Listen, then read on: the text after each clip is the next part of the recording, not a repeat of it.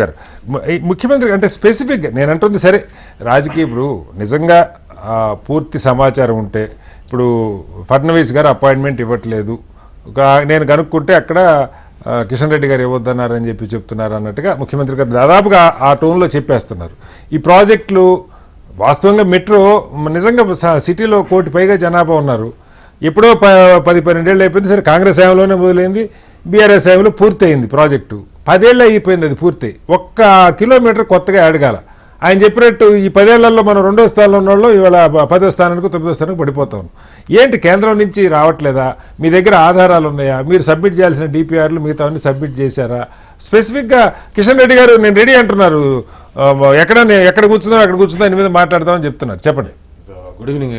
ముందుగా మీకు హెచ్ఎన్టీ ప్రేక్షకులకు అదేవిధంగా కోపానిస్టులు ఎస్ డెఫినెట్ కూడా నిన్న ఏదైతే ముఖ్యమంత్రి గారు మాట్లాడారో ఇవాళ ప్రజాప్రభుత్వం ఏర్పడిన తర్వాత గౌరవ ముఖ్యమంత్రి రేవంత్ రెడ్డి గారి ఆధ్వర్యంలో ఇవాళ తెలంగాణ రాష్ట్రాన్ని అభివృద్ధి సంక్షేమము సామాజిక న్యాయధ్యేయంగా ఇవాళ తెలంగాణ రాష్ట్రాన్ని దేశానికి ఒక ఆదర్శ రాష్ట్రంగా ఒక మోడల్ రాష్ట్రంగా తీర్చిదిద్దాలని నిరంతరం పనిచేస్తున్నటువంటి ఇవాళ ప్రజాప్రభుత్వం ఇవాళ ఎందుకంటే ఇండియా ఈజ్ అనే cooperative federalism. It's not only federalism అండి, according to Indian constitution cooperative federalism అంటే కేంద్రము రాష్ట్రము కూడా సపోర్ట్ చేసుకుని ఒకదానికొకటి అప్పుడు రాష్ట్రాలు అభివృద్ధి చెందితే దేశం అభివృద్ధి చెంది దేశం అనేది సపరేట్ ఉండదు.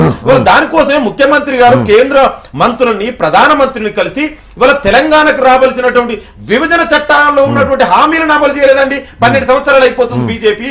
అదే విధంగా ఆనాడు కేసీఆర్ ఉన్నప్పుడు ఎలాగూ బీజేపీ బీఆర్ఎస్ కలిసి ఉన్నాయి, కానీ తెలంగాణకు రావాల్సిన విషయంలో బీఆర్ఎస్ ఏనాడు కూడా నరేంద్ర మోడీని ప్రశ్నించలేదు.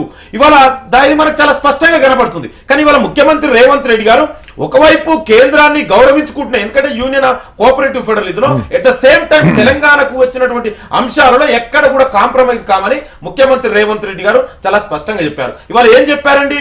ఇవాళ తుమ్మిడిహట్టి దగ్గర అంటే మహారాష్ట్రలో బీజేపీ ప్రభుత్వం ఉంది, మరి కిషన్ రెడ్డి గారు మీరు కేంద్రంలో ఒక క్యాబినెట్ మంత్రిగా ఉన్నారు, మీకు కూడా తెలంగాణలో 8 మంది ఎంపీలను గెలిపించారు, మీరు మంత్రిగా ఉన్నారు, మీకు బాధ్యత లేదా? మీరు కూడా ఇనిషియేటివ్ తీసుకొని ఇవాళ మహారాష్ట్ర అక్కడ ముఖ్యమంత్రితోటి దేవేంద్ర ఫడ్నవీస్ తోటి మాట్లాడి ఇవాళ ఈ సమస్యని పరిష్కరించవచ్చు అన్నాడు. దాంట్లో తప్పే ఉంది? ఇవాళ ఎన్నో అంటే ముఖ్యమంత్రి గారు అపాయింట్మెంట్ కోరితే కలవాలని ఫడ్నవీస్ గారు రిజెక్ట్ చేస్తున్నారు, కలవటానికి ఇష్టపడలేదు, మొహం చాటేస్తున్నారు అని చెప్తున్నారు. నిజమేనది? అదే కటారి గారు ఇవాళ మనకు చాలా స్పష్టంగా అక్కడ ఉన్నటువంటి ఆఫీసర్లు అక్కడ ఉన్నటువంటి ఇన్ఫర్మేషన్ తెలిసే కదా. ఇవాళ ఎందుకు ఇప్పుడు బార్డర్ స్టేట్ లో ముఖ్యమంత్రులు డెఫినెట్ కూడా ఒకరికొకరు కలిసి పనిచేస్తారు. ఇవాళ ఎందుకు ఫడ్నవీస్ గారు మరి ఎందుకు ఇవాళ దీన్ని కలుసుకోవడానికి ఇష్టపడట్లేదు? అంటే ఎవరి ప్రోద్బలం ఉంది? ఇవాళ తెలంగాణ నుంచి ఉన్నటువంటి కేంద్ర మంత్రి కిషన్ రెడ్డి గారే కదా. ఇవాళ నువ్వే తీసుకో. అందుకే ముఖ్యమంత్రి గారు నువ్వే ఇనిషియేట్ తీసుకో, ఆ సన్మానం నీకే చేస్తాను. లక్షల మందిని తీసుకొని సన్మానం చేస్తాను. నేను ఇంకొకటి 2 విషయాలండి.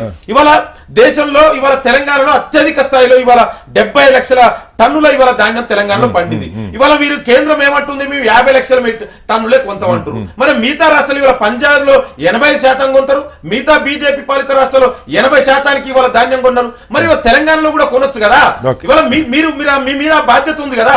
అదే విధంగా ఇవాళ మనం చూస్తున్నామండి, ఒక చిన్న వర్షం వస్తే ఇవాళ ఏ విధంగా ఇవాళ మెట్రో సిటీలు ఢిల్లీ గానీ చెన్నై, ముంబై, బెంగళూరు, హైదరాబాద్ ఏ విధంగా ఇవాళ ఇండ్లకు నీళ్లు వచ్చి ట్రాఫిక్ జామ్ అవుతుంది, ప్రజలు ఇబ్బంది పడుతున్నారు. ఈ సమస్య ఉండొద్దు.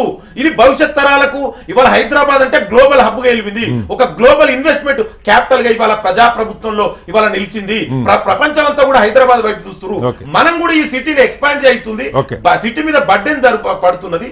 దీనికి అనుగుణంగా రోడ్ల విస్తరణ జరగాలంటారు. ఇవాళ RRR ఉంది, మరి దానికి ఎందుకు మీరు నిధులు ఇవ్వట్లేదు? ఇవాళ అదే విధంగా మెట్రో మీరు ఇంత ముందుకే చెప్పారు, గతంలో కాంగ్రెస్ ప్రభుత్వం స్టార్ట్ చేసింది. గతంలో దేశంలో మెట్రో నగరాల్లో హైదరాబాద్ 2వ స్థానంలో, మరి ఇవాళ 9వ స్థానానికి వచ్చింది. మరి ఇవాళ కిషన్ రెడ్డి గారు ఎందుకు మీరు ఇనిషియేటివ్ తీసుకొని ఎందుకే 1 కిలోమీటర్ కూడా 12 సంవత్సరాలు అన్నాడు కేసీఆర్ అడగలేదు.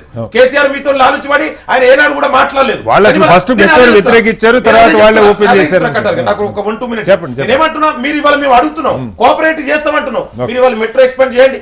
అదే విధంగా ఇవాళ మూసీ రిజర్వేషన్, ఇవాళ మీరు సబర్మతి నది రిజర్వేట్ చేసుకున్నారు, గంగా నది 1000 కోట్లకి ఇస్తారు, ఇవాళ యమునా నదికి ఢిల్లీలో చేస్తుంటారు. మన తెలంగాణలో మూసీ నది ఏం పాపం చేసిందండి? నేను ప్రత్యేకంగా నేను ఎక్స్పీరియన్స్ అండి, ఒక నల్గొండ జిల్లా బిడ్డగా చెప్తున్నా. నేను మొత్తం మోటార్ సైకిల్ డైరీ అనంతగిరి నుంచి ఇవాళ అక్కడ కలిసినటువంటి మిర్యాలగూడ పక్కన దామచర్ల వరకు నేను మోటార్ సైకిల్ డైరీ చేశాను. ప్రజలు ఎంత ఇబ్బంది పడుతున్నారు మాకు తెలుసు. ఆ మూసీ నీళ్ళ వల్ల పంటలు పండితే పుట్టబోయే బిడ్డలకు కూడా ప్రమాదం ఉంది. దాన్ని రీజనరేట్ చేస్తుంటే మీకు వచ్చే నష్టం ఏంది? కేంద్ర ప్రభుత్వం నిధులు ఇవ్వచ్చు కదా. మీరు గంగానది చేసుకుంటారు, యమునా నది చేసుకుంటారు, సబర్మతి నదిని చేస్తారు. ఇంకా ఇంకోటి అనేది చేయడమే కాదు, భారత రాజ్యాంగంలో డైరెక్ట్ టు ప్రిన్సిపల్ స్టేట్ పాలసీలో ఒక బాధ్యత అండి. నదులను కాపాడుకోవాల్సిన బాధ్యత మనకుంది. దాన్ని చేయమంటున్నాం, దాన్ని మీకు నిధులు ఇవ్వరు. దాని మీద మీరు గోడిగుడ్డు మీద ఈకలేనట్టు మాట్లాడతారు. నేనేమంటే బీజేపీ బీఆర్ఎస్ రెండు కలిసే ఉన్నాయి. బీజేపీ బీఆర్ఎస్ రెండు కలిసే ఉన్నాయి. 10 ఏళ్లలో ఇదే బీఆర్ఎస్ కదా బీజేపీ సపోర్ట్ చేసింది. ప్రెసిడెంట్ ఎలక్షన్ లో, వైస్ ప్రెసిడెంట్ ఎలక్షన్ లో బీజేపీ తెచ్చిన నల్ల చట్టాలకు సపోర్ట్ చేసింది బీఆర్ఎస్ కదా. 8 చోట్ల బీజేపీ గెలిస్తే 7 చోట్ల బీజేపీ బీఆర్ఎస్ ఎంపీలు డిపాజిట్ పోయింది. మరి 10 ఏళ్లలో నువ్వు అన్నావు ఎందుకు చేయలేదు? బీజేపీ బీఆర్ఎస్ రెండు ఒకటే. డెఫినెట్ కూడా బరాబర్ తెలంగాణ కోసం ఎక్కడి వరకైనా పోతాం. నేను ఒకటి అడుగుతున్నా, ఇప్పుడు ముఖ్యమంత్రి గారు విసిరిన ఛాలెంజ్ ని ఆయనకి ఎదురు ఛాలెంజ్ ఇచ్చిన వ్యక్తి కూడా సాధారణ వ్యక్తి కాదు, కేంద్ర మంత్రి, కేంద్ర కేబినెట్ మంత్రి.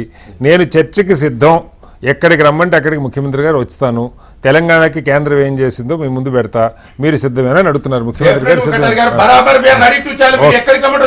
కనీసం 12 సంవత్సరాలుగా విభజన చట్టాలు హామీలు అమలు చేయలేదని ఇంకేం తెలంగాణకు ఒక ఐఏఎం లేదండి. ఈ దేశంలో ఐఏఎం లేని ఏకైక రాష్ట్రం జాతీయ అంటే మీరు బీజేపీ బీఆర్ఎస్ రెండు తెలంగాణకు మోసం చేస్తున్నారు. తెలంగాణ కోసం ఎవరినైనా ఎదిరిస్తాం, ఎంతవరకైనా కొట్లాడతాం. తెలంగాణ అభివృద్ధి